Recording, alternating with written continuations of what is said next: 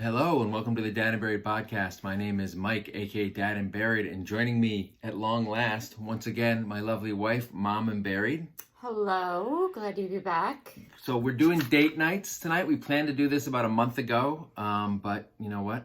Life is complicated when you have a couple of kids and COVID times, and it's not always easy. Just like it's not always easy to make time for date nights, which is one of the things we're going to get into. Before we started the episode, Mom and Barry said to me, you know it's not going to just all be jolly fun times talking about this, because she doesn't think I prioritize date night as much as I should in order for us to reconnect her in the chaos of life and the stress of being parents and being alive in the year 2021, right? Yeah, I mean, I had that opinion in 2016, 12, but sure, also in 2020, yes.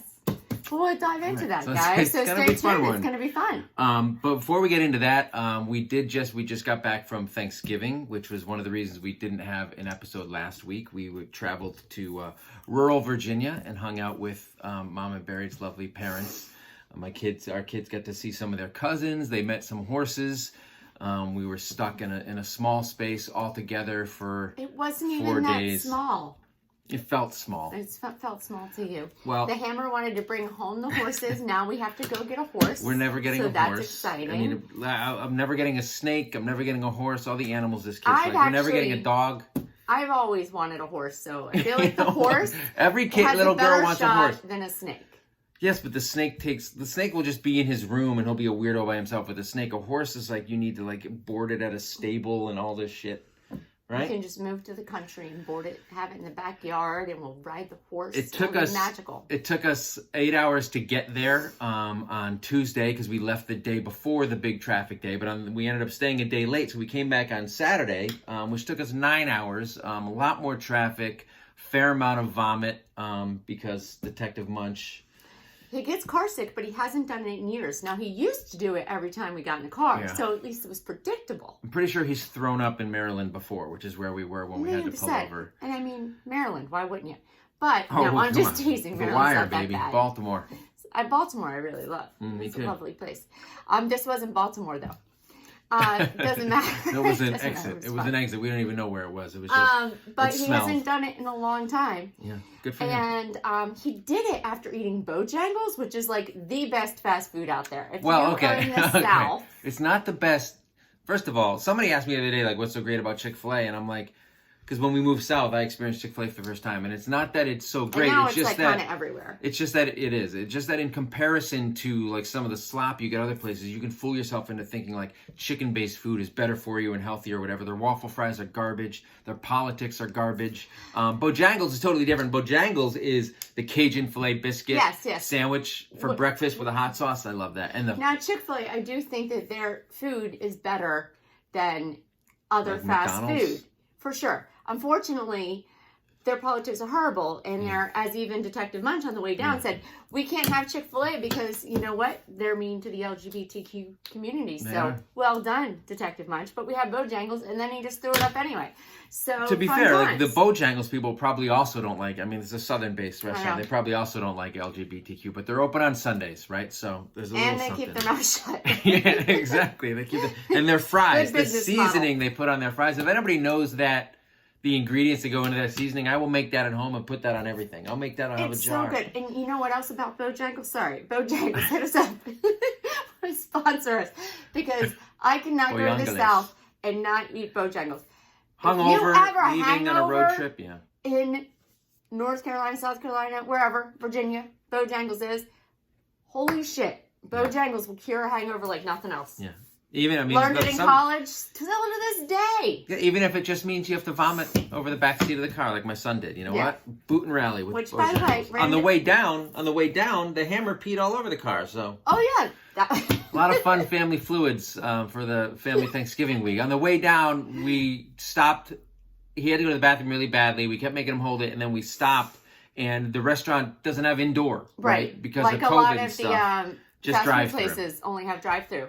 So I pulled him over to take him to a bush in the parking lot, but instead I was nervous he was going to get caught, so we did a little camouflage thing next to the car.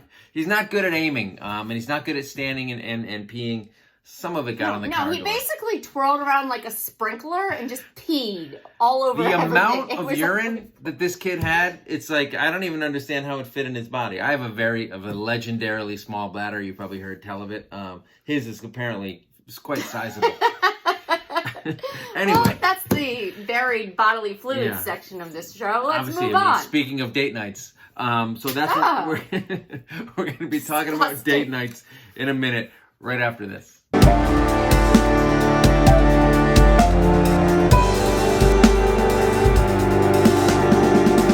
All right, so tonight's topic is date night. Before we get into that, so the last time we had a date night was for Mama Buried's birthday, which is the beginning of November. So our fall is really stacked. So we have my birthday at the beginning of September. We have our wedding anniversary and our son's birthday 2 days apart in the middle of September, or a day apart in the middle of September. And then it's Halloween, which she's all about Halloween, and we did a great job this year. I was Roy Kent and you were Keely. Anyway, we killed it.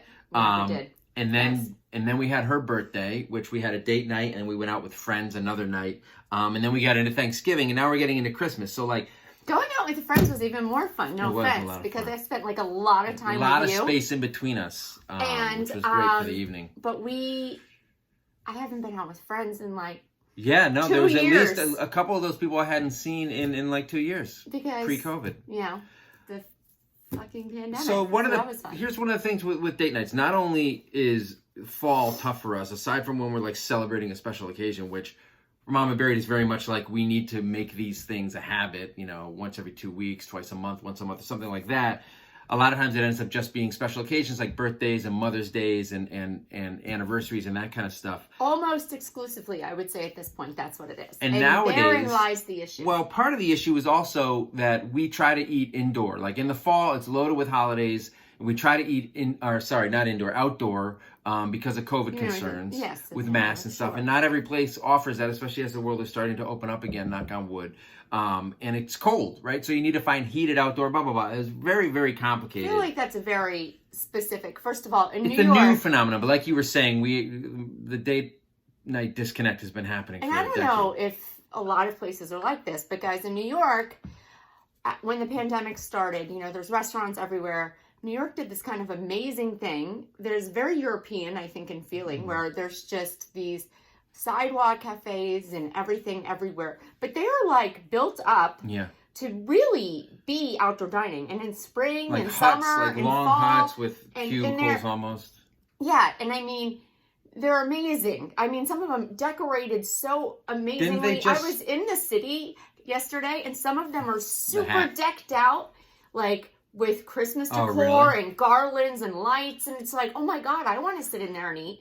And they're still open air, so they feel safe. Now, there are some who like close them in, and then you're like, what the fuck's the point? But they just voted to keep this all year round, right? Yeah, outdoor dining. So now it's so cool. It has really opened up the city and made it feel really alive even when you're walking down the street.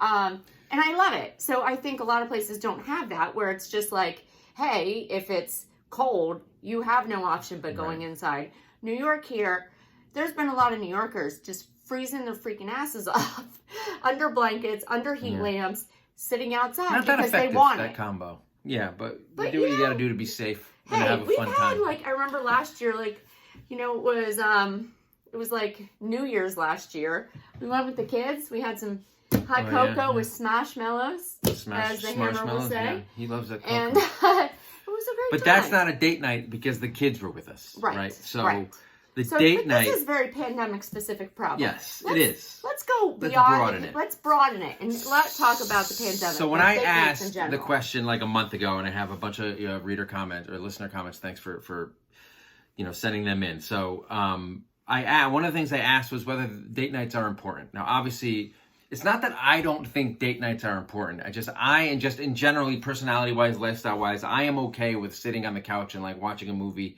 and, bonding over the movie and having wine. The problem is choosing a movie takes 2 hours and we're at each other's throats by the end of it. At this point, it's not even like a funny, memeable disagreement. You get like violently angry. This is not my fault. It turns real sour. Well, I want to watch King Richard and you refuse, so Then watch King Richard. I'm gonna tonight, I think, while you're watching the tree lighting, all right? Anyway, so see, we can't even banter about it on this without her being. Look at how pissed off she is. If you're watching on YouTube, look at how pissed off she is. Anyway, so yes, I'm a little bit more of a homebody than she is, and she wants to go out and like make things an occasion, whatever. I understand that the need to bond and connect without the kids. It's been like 2 years of being home almost exclusively. You're done. Like you should be all full up of being home. You work here. You never leave. I do want to leave. That is true. I'm quite sick of just being in this house with you. So the least you could do is leave it with me. See, when we are at odds, as married couples often will be for various reasons, especially when they've been together for a really long time, or when we're like not connected, you want to have time alone together where we can reconnect. And I feel like we need time apart. Then go to your office. You know what? I think I will. I think I will start going to my office. In fact, I think the train leaves in about a minute. So we're going to cut this short and I'm headed out. Anyway, so Jack Straw thinks that date nights are for when you're dating and that ship has sailed. Whereas a couple other people said, including what I think you believe this, is that you should date your wife, right? Keep the romance alive. Keep the spark alive. Keep courting her. That's how you kind of keep things, the passion going. Wouldn't you agree with that? That, you know, a good tip is to date your wife or to date your husband. Treat them like you're still dating, not like, don't be complacent about, hey, you know, we're married. This is just the way it is. We're roommates now, which is, you know, something you often say when you're mad at me. Like, we just feel like roommates because we don't go on dates. Screw you, Jack Straw. So is your marriage. Dates are fucking expensive. Can I tell you that much? And we got a lot of expensive these days. Anyway. If your date night if those ships has sailed, your marriage could sail. Well, we don't know what Jack Straw's marriage situation is. I don't know your specific situation is, Jack. Maybe that's the way you guys do it. I just think that for many couples, including my friends who are no longer married, that was part of the problem. So the lack of date nights. Well, the lack of connection in general, or spending that time and investing in the marriage, you know? Okay. And it doesn't have to be date nights. I think like to say date night is a little bit I hate the term. I think it's very cheesy. I think it's a little bit too, I don't know. It's just a catch-all at this point. It's a catch-all. It's not just date nights. I mean, it doesn't have to be out to dinner alone. Whatever it is for you guys. Like, you know, some we can go people out in the backyard and have pancakes. Back when the kids were babies and stuff, we used to actually, back when, like, especially Munch was young, we would put him to bed and we would like take off.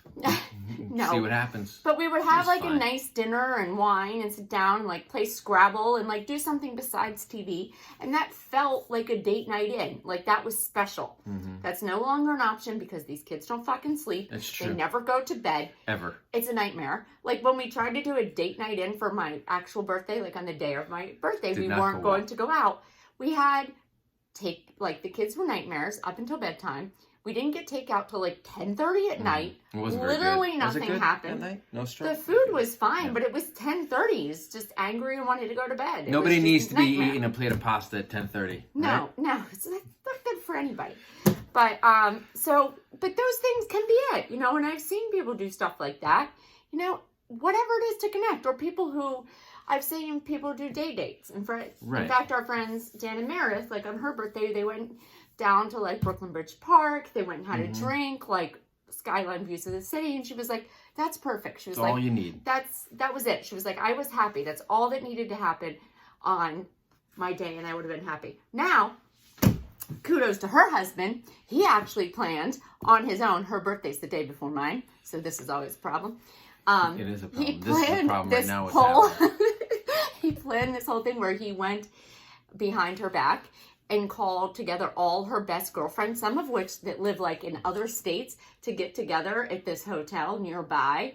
And we all met and surprised her for the first time in a couple years. She hadn't seen a lot of them with her birthday. So she did that lovely day date. And then she walks in and it's like champagne and friends she hadn't seen for years. And he did it all. And then he walks up to the bar and orders all this food, a couple bottles of champagne. He drops it on the table and he says, ladies, have a great night. You know what, Dan? He had a hotel room for her ready to go so she didn't have to wake up to her children the next morning. I mean, I'm going to have some words with Dan. He's fucking my shit up here. I'm going to get on the phone with him in about 2 seconds.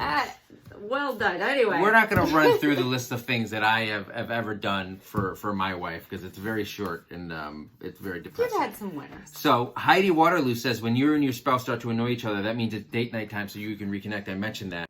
I feel like if we're butting heads, maybe we need some space, and you were kind of like, no, we need to firm it back up. No, I think sometimes it's a little bit of both. Case by case, But we spend an awful lot of time together. But as you're saying, it's not the same when you're in the house and the kids are around and all that stuff. What you need to do is you need to mix up the environment sometimes because that will break the routine. And that's what kind of date night, part of the reason you want to do date nights, right? Well, I know one thing that we have an issue with is I think you are on your phone way too much. Okay. Right? And any screen, anything like that, it is a distraction. When you are sitting in your house, it is easy to just get sucked into that, right? It is a change of scenery, which is also why I like when we get away. For the kids too.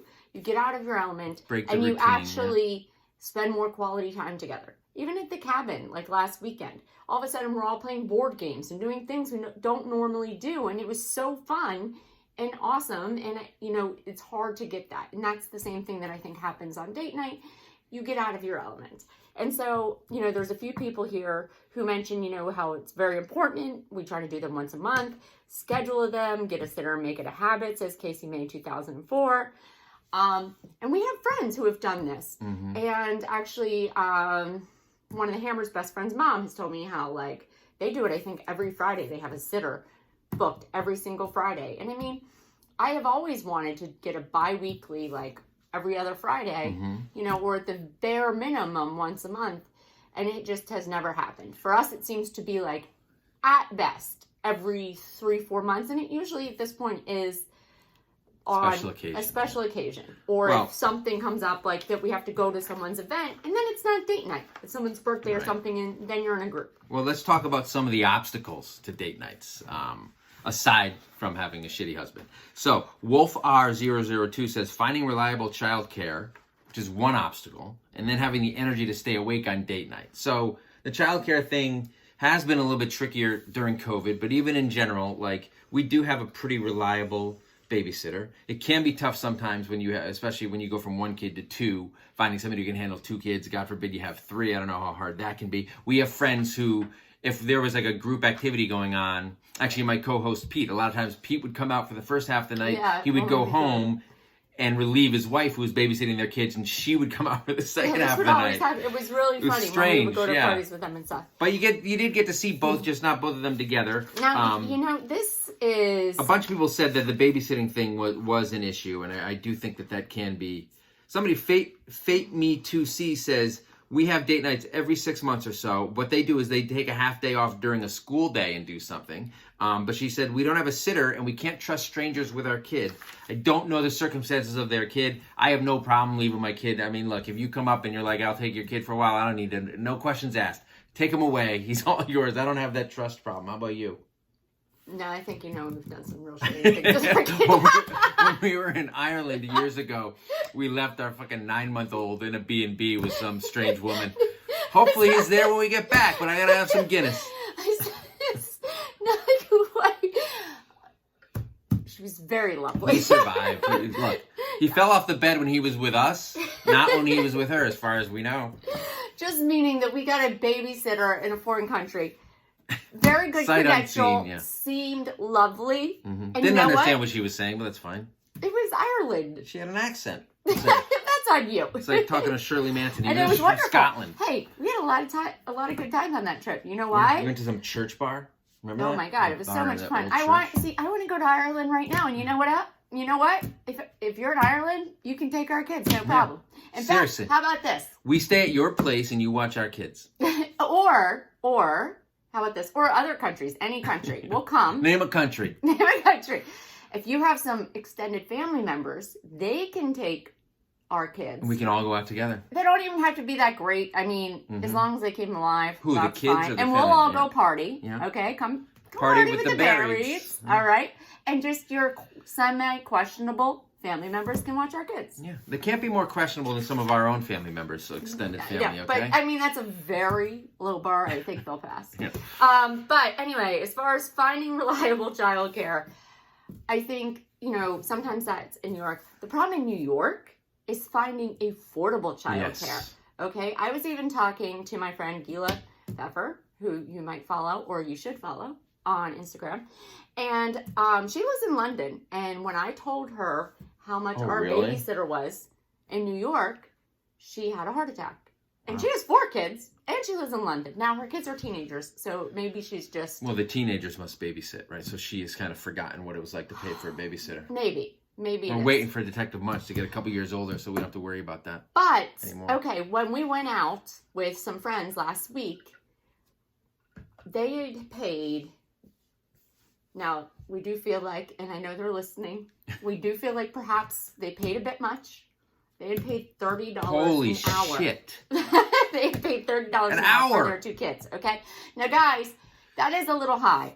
But paying $20, $25 an hour here in New York, standard. That's a standard. Absolute standard. But here's if the you thing. have more than 1 kid.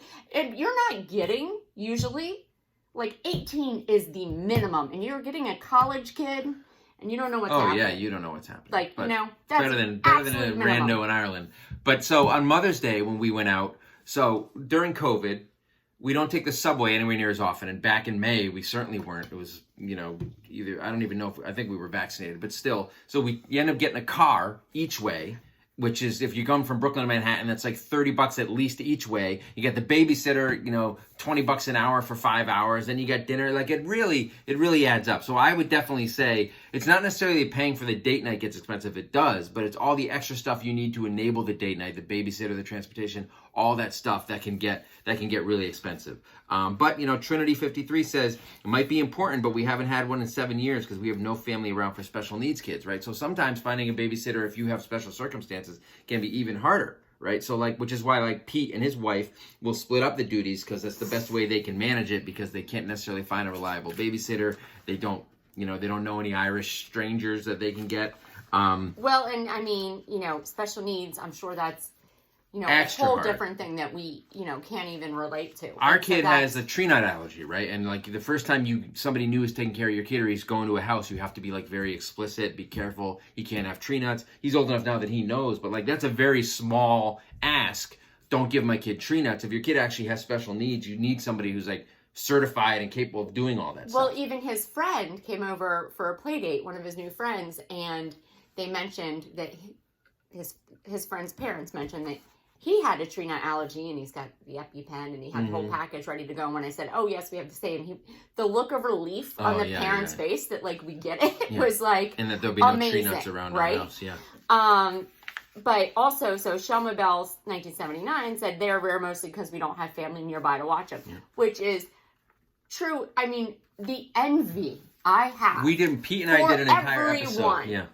Who has family It's around? not envy, it's hatred. I hate all of you people that have free childcare from family members who will take your kids. You can go away for weekends. You can have date nights whenever you want. It would be a totally different scene if that was the situation. Because you know how badly I like to get away from the kids. I'll happily go out if it's free and easy all the time. We'd be in Montreal every other weekend. I mean, when we had 1 kid, and, years ago. And my brother didn't have any kids. And, we would maybe get 48 hours or less to go somewhere. And then one time, our 10-year anniversary, my sister, who lives far away in South Carolina, had to fly up. We flew her up, and that was when she was more readily available. She stayed at our place and watched our kids while we were in France for our anniversary.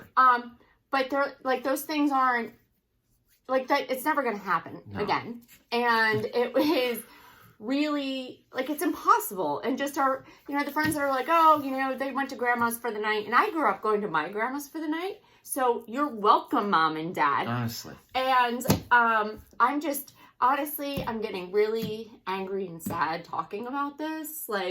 Just even friends last weekend who were our kids just went away for the weekend. And I'm sounds lovely. Yeah. Sounds nice. I want to go places. I want to go on vacation. I want people to take my kids. I want to just anybody? Go to, people who anybody out there want to help?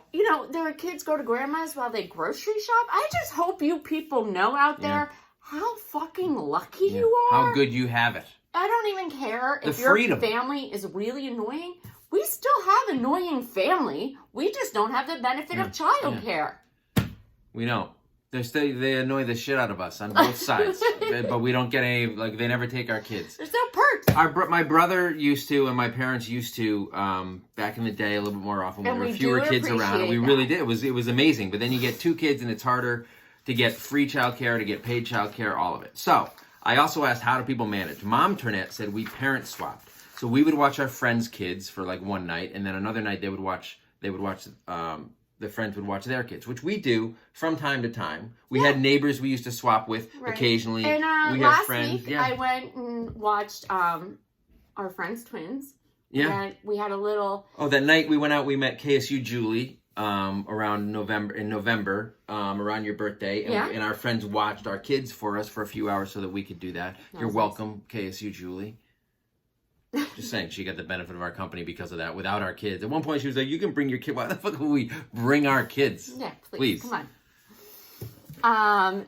So that is good. So Socks therapist said the same thing, guys. When like we would do that a good amount when we had like babies. When it's like, we'll put the baby down and then they'll come over, right? Yep. At, yeah. You don't have to do anything unless something goes wrong. Just make sure the sleeping baby stays asleep. Look, so Socks therapist says that. She said, we do swap sitting with another family, and she likes it because the other parent knows how important it is for the kids to be asleep when the parents who are on the date get home. Because there's nothing worse than like coming home from a date, maybe you're 3 sheets to the wind, and then you got to put your kids to bed or you got to deal with that shit. No. A parent, as opposed to like a 20-year-old babysitter or 25-year-old babysitter doesn't have kids, doesn't necessarily get that, a parent already understands, like, one of the worst parts of being a parent is the bedtime routine. Half the reason to go on dates is to not only to reconnect with your partner and keep the romance alive, but to avoid having to put your kids to bed because it's such a nightmare. You know what, though?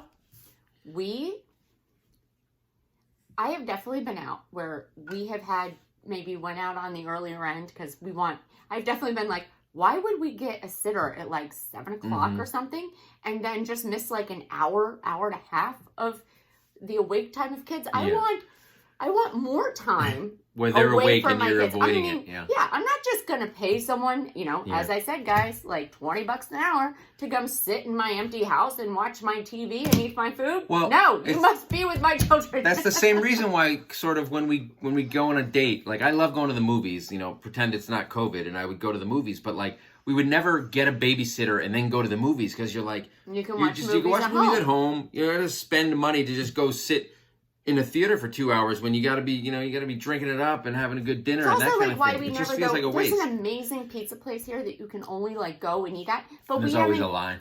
There's always a line, and we get pizza literally every Friday. So why would you do that? Why would you do that? But we've went out on the early end, and it's been like a kind of iffy time where I'm like, okay, I'm kind of tired. Let's go home and just have a couple drinks there. But it's like, you know what? Detective Munch is still probably awake. We gotta wait. I'm not going home. We're gonna sit here. I'm gonna sit here. I might fall asleep, but damn it, I am not going home until that kid is asleep. Dealing with any of that bullshit. I will outlast him. So here's a couple of ways that other people get around it. So we asked how do they manage. Goldilocks says, my parents take the kids overnight frequently. I'm giving you the middle finger. She says, we stay in and order Chinese and rent an R-rated movie. So they're lame. I think that sounds great. Mama Berry doesn't like Chinese. She doesn't want to stay in anymore, which I understand. It's been 2 years of staying in. I understand. We watch R-rated movies all the time. At this point, R-rated. I mean, we show our kids R-rated movies. Who cares anymore? Honestly. No, I mean, nothing they don't see on the news. I will say the one thing, Goldilocks, that sounds amazing about that, which you didn't even talk about, is you wake up on Sunday morning, and do you know what you don't hear? Yeah. Children. When the parents take the kids overnight. That is what's so amazing that we sleeping have like literally never experienced. Yeah. Like it's because if it's any time that we've gotten those beautiful tiny occasions that we've had that, like it's just not so accessible that they just went for the night. It's like, okay, it's our anniversary, so we went to like Newport for the night or something. So like we're probably coming back. We have to travel back, right? Because we've just taken a quick trip or whatever it is, right? We're not just waking up in our house. We did a not staycation waking once. up in our house. Okay, maybe once. We did a staycation once where we brought our kids to Connecticut and came back here and spent the weekend here. Okay. And woke up without the kids in the house. So one time in 11 years, we've woken up without our kids in this damn house, screaming, running around, playing with swords at 5:50 a.m. Not real swords. That'd be more exciting. So, but my problem with that is I remember one time we did go to Newport for the weekend alone, and I still woke up at like 7 a.m. because my body is so trained. What a nightmare. Fun fact, we got married in Newport, Rhode Island, which is why we have gone back in to the Newport. past It's been a while. there. It's been so long because no one will take our kids. If you live outside of Newport or in the Newport area, let us know. And you want to take our kids again. No questions asked. So Nat's 10583 says every Saturday night we put the kids to bed early, have late dinner. We do this during the week. We'll occasionally try. We'll be like, you kids can go downstairs. You can watch something on the sofa couch and fall asleep. We're gonna be up here doing our own thing. We don't really consider those date nights. No, because you know why? The 17 times they come up and ask for more things. It's not. You gotta lock the door. Lock them in. Don't let them out. Padlock it. Rachel Radant says that we do mental health date nights. My husband and she and her husband do individual therapy sessions, and then they go have dinner together. It's probably a fantastic idea because everyone here needs therapy. Some more than others. I hope you're talking about yourself. You know what? I'm not going to comment on that. Mm-hmm. All right. So some people did have some hacks, some ways around it. Emily Walker, 1990, says one of her hacks is low expectations. Keep it simple. Try and connect. The problem with this is Mama Berry doesn't do low expectations. You now have the floor. All right, let's move on to the next one. All right, Greg McC. Can be a subtle night alone and nothing elaborate. No pressure, just enjoying it. Again, the pressure is immense. Partially my fault because we don't do enough of them, and I should be doing more so that they become a regular thing and there's less pressure. She's like, oh, it's date night time, we're going out or whatever. But I'm terrible at planning. Do you know what would be amazing? What would be amazing, honey? Literally, just a problem that we have is, like, even on my birthday, usually I hire the babysitter. I had to remind you on my birthday weekend, we're going to go to dinner or something, right? We're not going to just sit here and do nothing. And that to me is like a fucking knife through the heart. You know how important birthdays are to me. And if you can't even pull it out on my birthday versus But we did. I planned dinner. No, you didn't. I did. It was hard because the outdoor seating situation. Okay. No. All right. It was the week of. I know. I blew it. All right. Have you booked the babysitter? Have you done any of that? And then you did. I had the babysitter on the hook. I just hadn't followed through, which is a problem that we have sometimes. I'm not good at follow through. You know what I mean? And then it's we have to discuss all the restaurants and stuff. It's we talk about a lot the mental load and everything. Mm-hmm. And I think it goes a long way with women to just have one thing. And, something like their birthday or Christmas or something, be taken off so where I don't have to think about it a lot. When we reference back to something like our friend who, planned this whole thing for his wife for her birthday. She didn't expect that at all. But I'm sure that was an amazing surprise. But I know, for instance, of women being it's just a huge deal when it's oh my God, I didn't have the appreciation in my that defense, they didn't have to do anything was immense. In my defense, there have been times where I have done that, and there have been times where I have done that, and she has not liked what I chose. And that makes the pressure even worse. Trying to do a surprise or do something on my own a lot of times would be easier if the expectations were quite that simple, but they're not. And again, partially that's because they're so rare that the expectation kind of builds up and the pressure builds up, which is another argument for making them a regular thing so that sometimes if there is a bit of a misfire or something, it's a little bit okay rather than fucking it up on her birthday when you try to... Right. I would say, when it comes to just regular date nights, they are definitely more low stake. And probably, it's kind of like when we talk about Valentine's Day and how anything... I'm not a big Valentine's Day fan. I think it's stupid. I like doing little things with the kids and stuff. And so it's kind of... That's kind of made Valentine's Day something we've noted or something, but it's usually some flowers or some champagne. I got you a makeup bag once at the Copley Square Mall. I remember that years ago. I still have it. I saw a member of the Duke basketball team because they were playing BC that night. Super random. But usually we just celebrate with champagne and some sort of like cute meal with the kids, and we give them chocolate or whatever. Mm-hmm. It is what it is.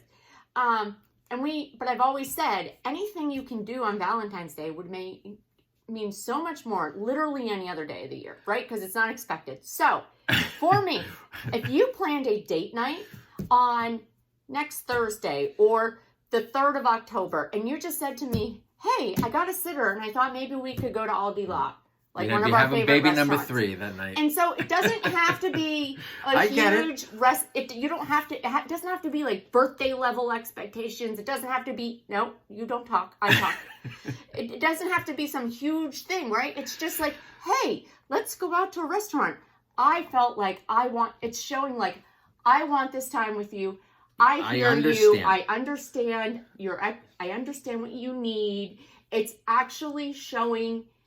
It's just showing love and that you understand. It's your love language.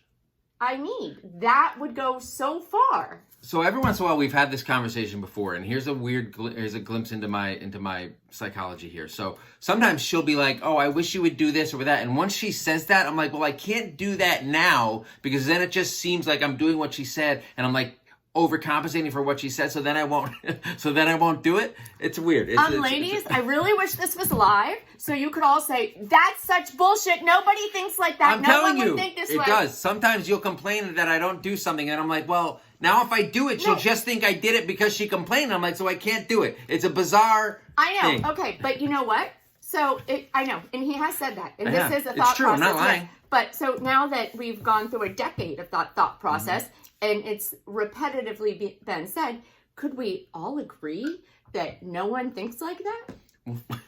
We'll find out when this airs. Yeah. I might not. You know what? This might not air. This one might not air. See, I told you at the beginning, this was going to get sticky. This was not going to be all fun and games, So ladies and gentlemen. Franny MD81 says her hack is to get a time machine and go back and not have kids, which, fair point.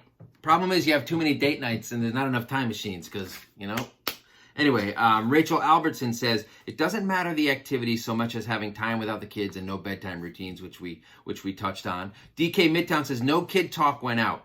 We hold each other accountable to go out, right? So if it's like a Friday and you have a standing every 2-week date night and somebody's tired, doesn't want to do it, it's on each of you to be like, nope, we got to do it. We got to make it a routine. But I did want to go back that somebody said here that the problem is, when they go out on date nights, they end up just talking about the kids the entire time, and it becomes like a business meeting about the kids. We have tried to be like, no kid talk. It's not always that easy. It definitely, can get tricky. So or like right now, our kid has a cell phone, and now they're just calling us. You. Probably would be like, can somebody come over and come home with me? But no, because he has things to do. Cassie Rouse says they manage by having Groupon find new things to try on the cheap, which we've done in the past. And CW Bullard says we recently started to do a dating subscription box, which makes it easier. So I've looked into those a couple of times. I don't know. Does anybody have any recommendations for a good dating subscription box? It's like a box that you open it up and you have like a weekend, or there's like games involved. Like you have to wear edible panties. I actually like the Groupon idea just because I get a little tired of edible panties. I like the Groupon idea just because, get a little bored of just like... It's something different, like outside of the box. Eat dinner again. Because we end up going to the same restaurants. We have this handful of restaurants. I have my favorites, you have your favorites, right? And like sometimes we do try new places, but you always want some kind of event, right? Yes, there needs to be like a jazz group or something, right? Yeah. That's I guess Groupons would be good for that. Right? But a lot of those Groupon things are trash. Okay, fine. So we'll pay full price for non-trash things. Let's go get a helicopter ride for like $500 over Manhattan. No, thank you. Full price, please. 10 minutes long. What are we, the Roys? Right? No. Succession joke. It wasn't even a joke. I just made a reference. Yeah, glad you stuck one in there. So, good for you. Those are some pretty good hacks. We may end up trying like a date box thing. The thing I like about the date box is if it's a stupid idea, you can just throw it out, right? That's the thing. Like, and I'm not doing that shit. I'm not fucking going to wine and fucking pottery. It's gonna be like, what it's gonna be?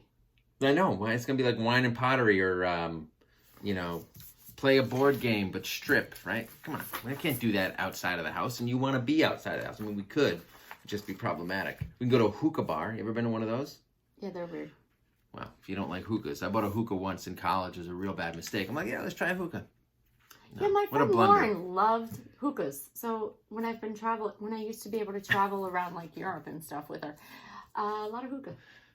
Interesting. Well, you know what? It's a little bit bigger. It's a little bit bigger in Europe probably, and so is leaving your kids with strange people, which is what we did, and which we hope to do again the next time. We didn't do it in France because we didn't have our kids with us. Wrap it up. That would be fantastic. Yeah, hopefully COVID will wrap it up, and we are going to wrap up this episode. It was all about a date night, and we had a little bit of, we went at it a little bit. I'm sure none of that's going to carry over after the recording. Obviously, this is all for show, right, honey? We will be back. Pete and I will be back next week. I don't know what the topic is, but for another fun contentious episode before Christmas, we're going to talk about gift giving, which is another area in which I am terrible. How's your holiday shopping going? It's December 1st. I haven't started shit. If you got any gift giving ideas that may or may not be related to date night, that would be great. And again, if you have family members who are willing to take our kids so that we can go out like a little double date with the Berrieds, more than happy to accommodate. Yeah, and guys, if you have, followers, long time, if you've been here for 3 seconds, you probably know me better than Dad and Barry. Give them your gift ideas and maybe. Oh my God, please! I don't want to hear any comments about my psychology and how it works. It's very valid. I have not explored it, and I'm not going to. Sounds like a really healthy approach to mental health. Listen and subscribe wherever you're listening and subscribing to this. You can check us out on YouTube so you can see her icy glares at me several times throughout this episode.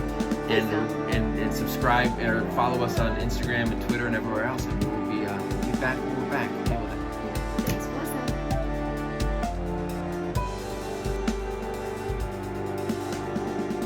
I don't know why you would still be watching This Isn't a Marvel Movie, no matter how much I look like Paul Rudd, which you can deny it all you want. It's there in the eyes, I think. I'm young looking like him. If you enjoyed the podcast, which you obviously did or you wouldn't be listening still, sign up on iTunes, Spotify, wherever you want to listen to. Comment here on YouTube, subscribe, hit that like button. We want to hear from you. Comments, questions, dirty jokes, money, all the money you can give us. We'd love it all. Catch you next time.